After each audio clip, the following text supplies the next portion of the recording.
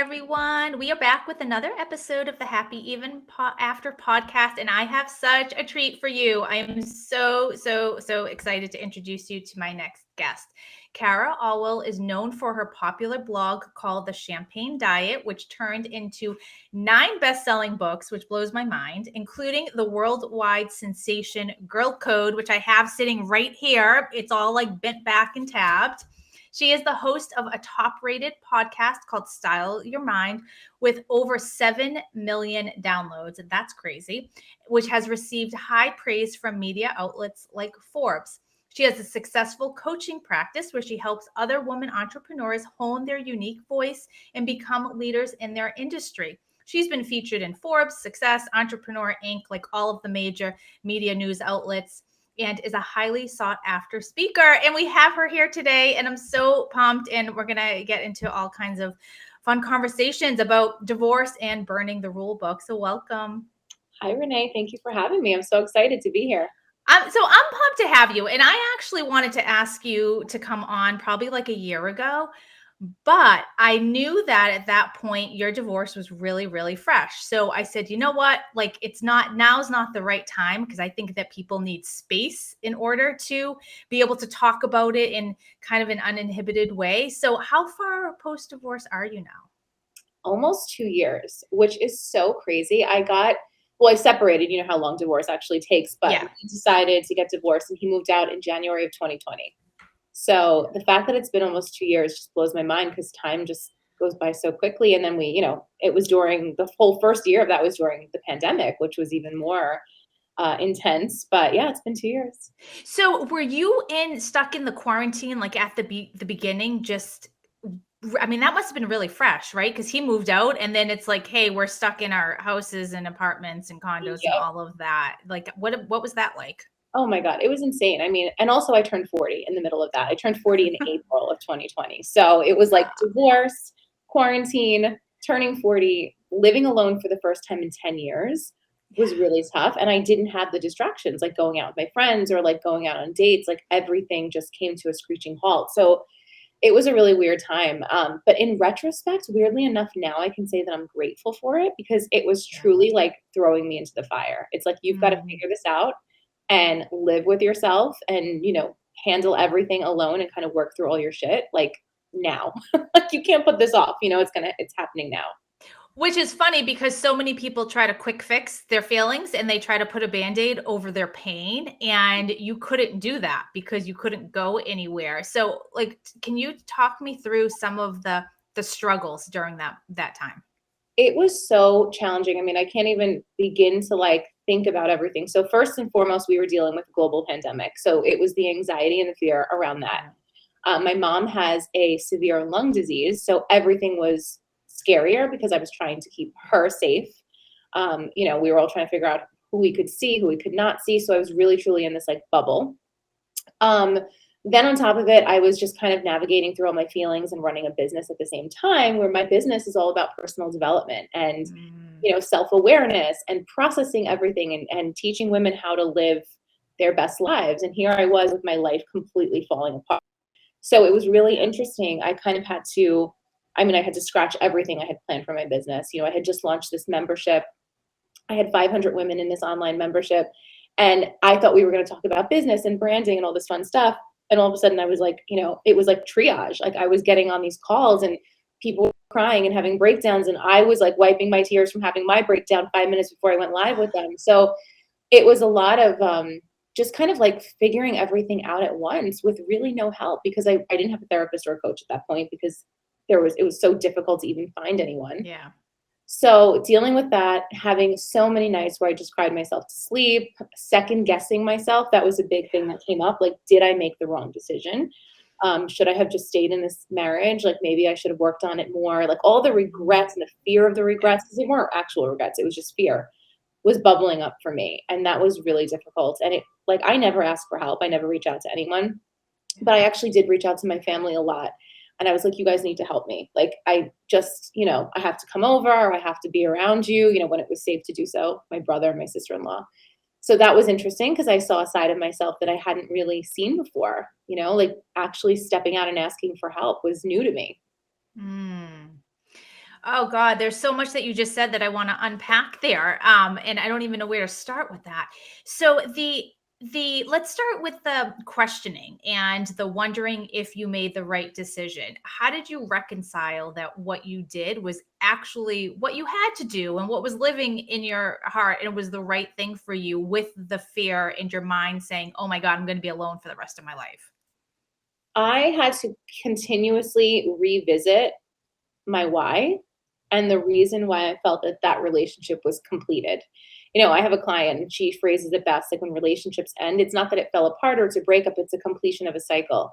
So I had to really remind myself that the cycle had been completed and it was really completed, I think, a couple years prior to when I made the Yeah. decision. Because I started talking about, like I'm sure many women can relate, started mentioning to him that I didn't feel like things were working. Probably in 2017 was the first time I said at the end of 2017. So I had like 3 years of kind of Yeah. like this coming up for me. So reminding myself of that, knowing it wasn't a rash decision and it was something that I came to over time was like comforting to me and reminded me that it was the right choice. How long were you guys married? 10 years. Yeah. Do you think that I just wonder if the trend is because I'm in my 40s too. And I wonder if like you get to a certain point in your life and you're getting to your late 30s and facing early 40s and maybe even in your 40s and you realize like, wait a second. Like now I'm looking at, okay, I've lived half of my life. I want something different or there must be more. Do you think that our age has something to do with that? I think so because I knew I was turning 40 in 2020 and I knew and I said that to him. I said, I really can't go into another decade of my life Yeah. feeling this way, feeling like I'm not getting what I deserve. So age for sure, played into it, knowing like I think you get bolder as you get older. That Yeah. rhymes, but like you do, you get Yeah. bolder, you get wiser, like you've been through stuff and you kind of like, all right, I know I trust myself more. So I think in the intuition to know what was right for me kind of like came into play much more than it ever had before.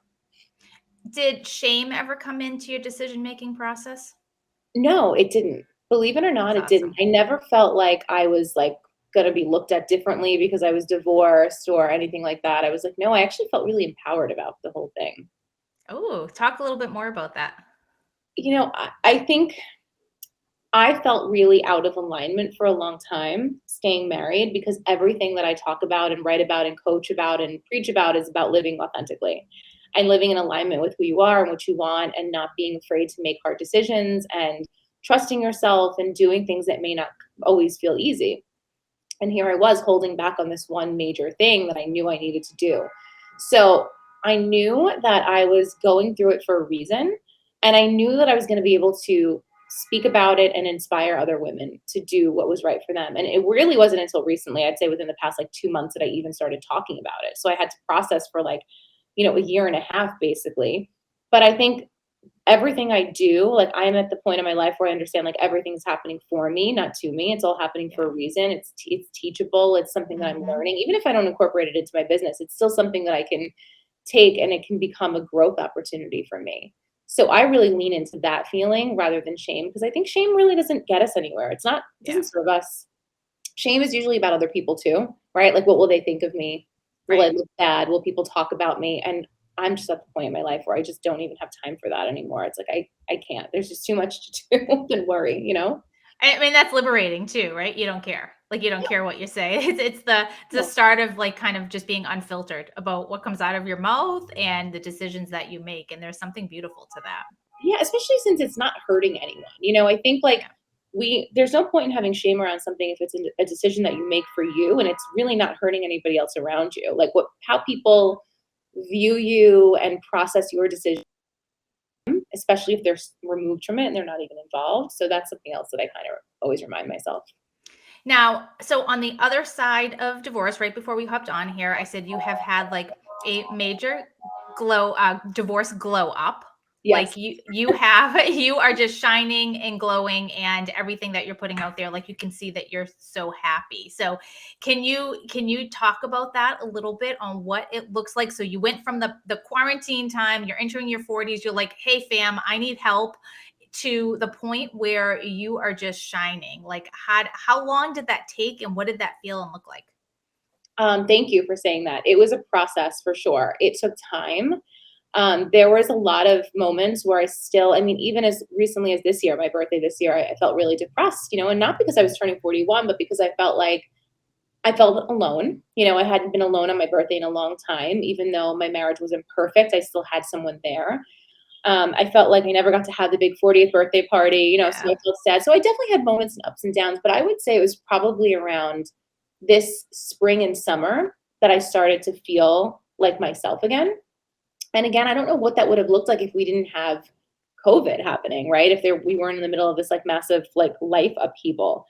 I think just like realizing like, life is short and now I'm really getting to do everything that I want to do for myself and, you know, just kind of making the most of it. And even like knowing that those moments of loneliness will pass, that really helped me a lot. I think stay in a good place and just continuing to fill my life with things that make me happy. That is like the best advice I can give anyone who's going through it right now or thinking about going through it. Like just do what's going to make you happy, whether that's like dyeing your hair pink, which I did again.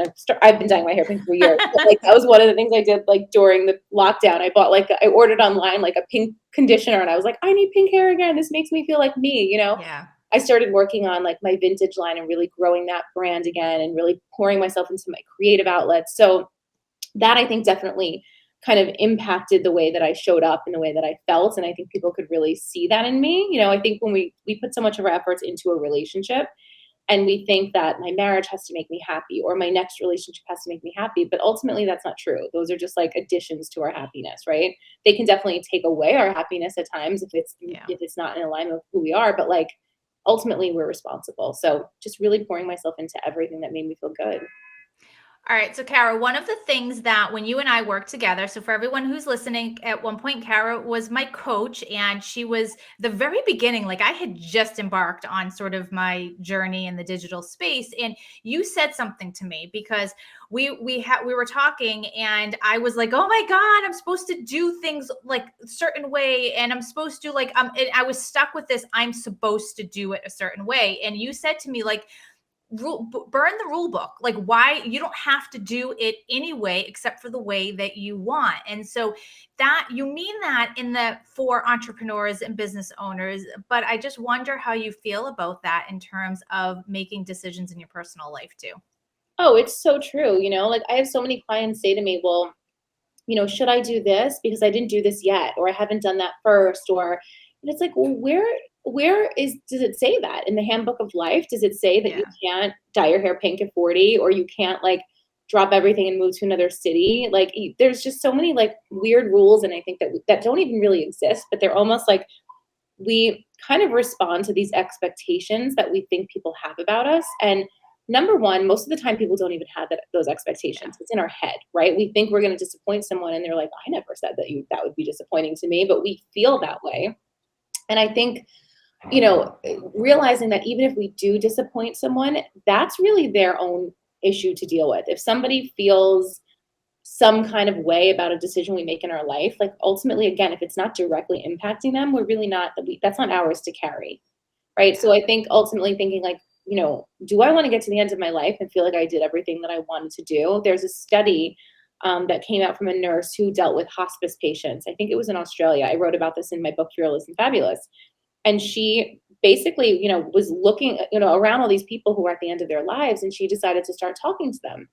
And she asked them, like, what is the one regret that you have, at the end of your life? And every single person said their regret was that they didn't live a life that was true to them. They felt like they lived their life for someone else. And I just remember like reading that and thinking, this is like probably 10 years ago, I first read about this. I'm like, that's so sad. Like, I don't ever want to be that person, So I think if you're struggling, you're listening to this and you're feeling, stuck in that cycle, because it really is a cycle of feeling stuck, look at people who are doing it. That's always inspiring to me. Like just surrounding myself with, I'm always drawn to women who are bold and eccentric and cool and just effortless about what they want to do. And I'm like, well, obviously I'm attracted to that because that's what I want to be. Right. So like look for evidence of people who are doing it. If you feel like you can't do it, look around. Like it's just a choice. And so what do you say though when someone says, "Yeah, but I'm not that person. Like I'm not bold like that. Like I'm afraid. I'm just not like I have this fear. Like what if I start the business and it fails? What if I leave the marriage and I'm alone for the rest of my life? What if I move across country and I don't have any friends?" Like what do you say to that person? You create your reality. So whatever you believe is going to happen is going to happen. You can believe you're going to fail. You can believe you're going to be successful. You will manifest that outcome. So the first step is really believing in what you want to create. And once you believe it, you start to take actions consciously and subconsciously to move towards that reality.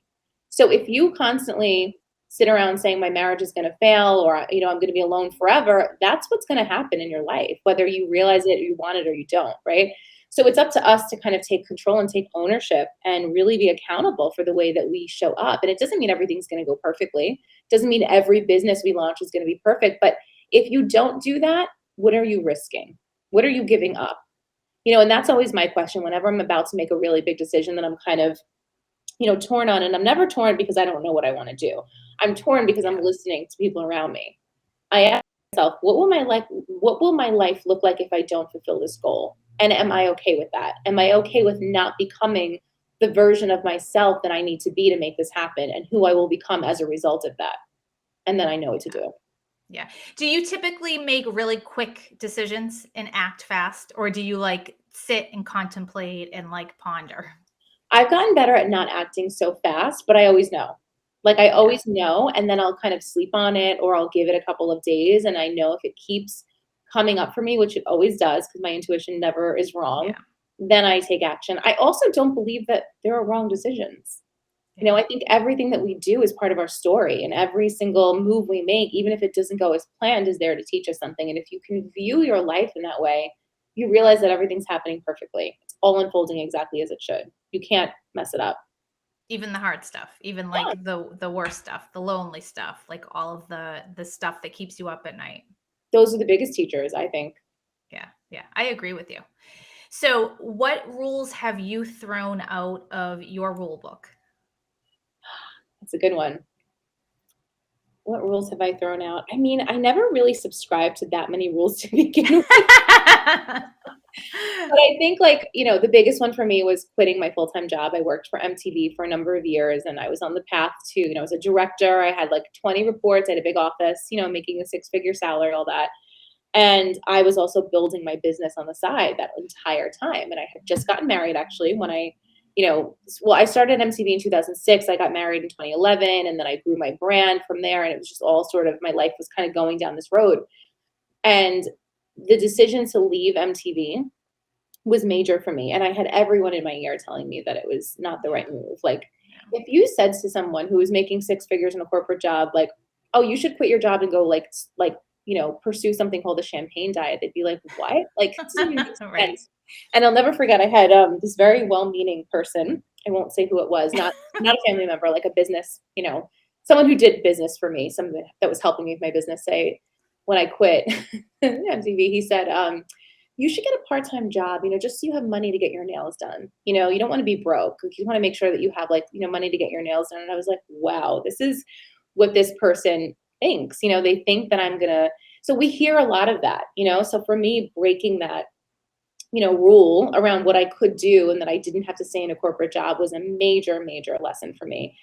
And I think then again, walking away from my marriage, even though I knew I wanted to do it, I had full support of my friends and family. It wasn't like anyone was telling me not to do it, but it's scary, right? Starting over at 40 is scary. So can I start over? Can I fall in love again? Who will I be in my next relationship? What will that look like? And so that's just been an interesting journey as well. So I'm curious, now that you brought that up in terms of going into the next relationship, how I love your mug, by the way. It says rich bitch juice. Yes, that's so perfect. It's awesome. So have you found yourself showing up, because you are in a relationship and you guys are just so cute, because you put out pictures and it's just really, it's so nice to see you so happy. Have you shown up as a different person in that relationship? Oh my God, totally different person. I mean, and I think it's also because he's a different type of guy. I attracted a very different type of healthy, emotionally available partner in John, and we've been together now since the spring. And it's just, I've noticed such a change in myself. I feel like I actually have been able to master showing up as a really good partner and also honoring myself and who I am and what I need. And that's hard. It's really easy to get enmeshed in someone else, or just to be total ice queen, independent bitch like I always was before, right? I don't need anyone. So I think that I've really been able to kind of, and I mean, it's still a process. Like it's so funny because we talk about our relationship all the time, and it's like every weekend we have these like heart to hearts, and he's like, I love just talking about us and like our growth and who we are. And I'm like, that's what you get when you are with a life coach, I guess. But he's so self-aware. And I think I never attracted self-aware people before, it was like complete opposite. So yeah, for sure, I'm a different person now, but I think he's brought that out of me. And I think it's who I always was. I just wasn't in a place to really create that for myself. I always say, so my first husband is a really good man, but he wasn't like, he didn't bring out the best in me because like I think that had I still stayed with him and if I was still married, like I would not be who I am today. I wouldn't be doing the work that I do. I wouldn't be having the conversations. It would have been stunted because of that. And I think that's a good point is like just because you're with someone and they might be a good person, it doesn't mean that they're the right person who's going to encourage you and support you to grow and glow and, really pursue your individuality and development. And someone else can fit that bill. And it doesn't mean that that first person isn't a good human. It's Yeah. just not the right human for you. Totally. I mean, my ex and I are good friends, like he helps me Yeah. out at my podcast. Like we have each other's backs and I think we always will. He's an amazing person, but the relationship just ran its course and he was very supportive of me. Like he was there from the beginning, really. But at the end of the day, just like it wasn't the full package, it wasn't everything I needed. So I had to have the courage to walk out there and find everything that I needed, and so far I feel like I have. And I think like I said, the biggest thing is just really being with somebody who's willing to do the work with you on themselves and on the relationship. Star, we both know Star Monroe. Yeah. Shout out to Star, who I love. I actually started working with her in the beginning of this year. And she coached me for 6 months. And this was all the work that I did because I had never done any work on relationships. Like I was always focused on my business and my own growth. I had a personal trainer, a business coach, all the things, but never relationship coach. And she said something to me that was so brilliant. She's like, there's 3 parties in every relationship. There's you, your partner, and the relationship. Yeah. The relationship is a thing all in and of itself. And that just blew my mind, and I think being with somebody who gets that, I shared that with John, and he's like, yeah, that's so true. So we talk about the health of the relationship a lot, and how can we make sure we're honoring it and nurturing it? And it's just like, it's amazing. And there are men out there like that. I think a lot of women, that doesn't exist, and guys are all this and guys are all that. Those are all limiting beliefs that you really have to work to get over before you can actually find someone who is willing to be what you need. Yeah, my husband's the exact. So husband number 3, it took me 2 guys. It took me 2 to find the third one who is exactly that person. And I knew like is it a perfect relationship? Of course not, because it doesn't exist, but it is such a healthy one. And we do kind of the same thing. In fact, he's probably the one who's like, hey babe, let's talk about our relationship, more than me, kind of checks me sometime. But I think also it's like a gift to the other person when you when you release them and set them free and say, okay, now it's time for you to go find that person who is that to you. And, that's what you did for your ex. So. Oh, that's totally how I feel. I know like he's thriving right now, and that makes me happy. That's how I know that like it was time to move on because there was no selfishness. I didn't want to hang on to it. Like I genuinely want to see him happy and he is, and that makes me feel really good. Yeah, that's awesome. Cara, what's next for you? You have so much going on and I don't want to finish this without talking about your book. So let's actually start there first. I picked up Girl Code. That was the first book that I ever picked up that you wrote. It is amazing. Anyone who's listening really should take that. I mean, it's you read it and you do like put it down and you're like, yes, I can do whatever the hell I want to do. So can you talk about some of your other books too? Yeah. So Girl Code was my 4th book I wrote. And that book kind of like put me on the map. I don't know how or why it took off, but it did. It really kind of like went viral. And then I did a few more books after that. I think a really good book for anyone to read right now who's feeling like she's stepping into that next level version of herself, shedding a relationship, shedding all that stuff, would be Like She Owns the Place. I don't know if you read that one. It's My Hair's Pink cover. Yep. It talks a lot about women, especially as we age and grow and aging gracefully and just really owning who you are. And then Girl on Fire is my latest book. And that came out 2 years ago, this month, actually, November 11th, it came out. And that book, I mean, that's all about choosing yourself. It's really just about especially when it comes to business and projects and ideas, and kind of not waiting to be validated or chosen by anyone. My journey with publishing is interesting. I was rejected at first by all these publishers, self-published. Girl Code then was my fourth book. It blew up. And then I got a book deal. I got a double book deal from Penguin Random House. And I hated the process of working with a publisher. It was like the thing I wanted so bad.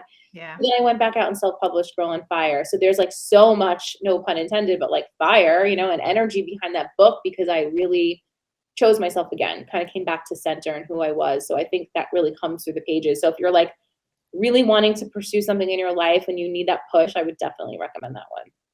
And it's, so speaking of burning the rule book, it was like the rule book for writers is that if you get the agent, you get the publishing deal, that's what you do. And you're like, you know what? I did it. I don't want it. And like you lit the damn flame to that whole theory that in order to be an author, you have to go down that road. So I love that story so much. Thank you. Where do we find you online? Okay, so my podcast is called Style Your Mind. You can binge on that. I've got like over 300 episodes, I think, at this point. It's crazy. All my books are on Amazon, so you can just search my name, Cara Alwill, on Amazon. And then I'm on Instagram at The Champagne Diet. And of course, I'll put all of the links for everything in there. So final question then is, what is next for you in 2022? What exciting things do you have coming up? So I'm going to be doing another round of Iconic, which is a personal branding live workshop that I do virtual, but it's live. Definitely focusing on that, helping women really just like, step into their power and create their best personal brand.